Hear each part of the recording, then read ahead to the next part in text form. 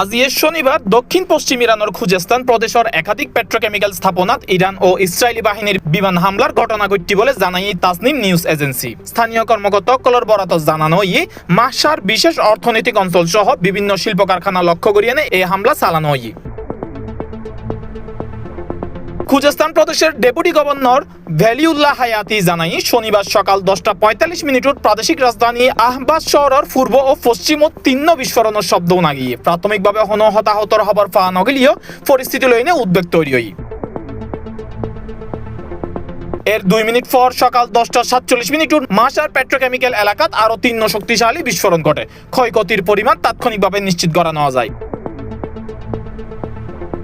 কর্তৃপক্ষ জানাই ফজর 1, ফজর 2, রেজাল এবং আমির কবির পেট্রোকেমিক্যাল কারখানা হামলার শিকার হই। এসব স্থাপনা হতাহতর আশঙ্কা বলে সতর্ক করা হই। ইন্দি বেলা 11টার দিকে খোররামশাহ শহরের সলামসে সীমান্ত টার্মিনালত হামলা চালানো হয়। এতে ব্যাপক ক্ষয়ক্ষতির খবর পাওয়া গিয়ে পরে হামলা চালানো হয় আবু আলী পেট্রোকেমিক্যাল কমপ্লেক্স এবং বন্দর ইয়াম খোমেনি শিল্প স্থাপনাত। এটিও আংশিক ক্ষতির খবর পাওয়া গিয়ে।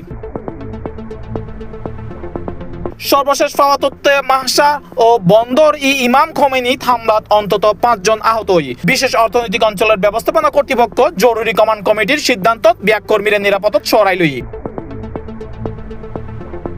কর্তৃপক্ষ আরো জানাই হামলার পর ক্ষতিকর রাসায়নিক পদার্থ পার্শ্ববর্তী শহর ইনুল্লাই হুমকি তৈরি নগরের। International desk C+ TV।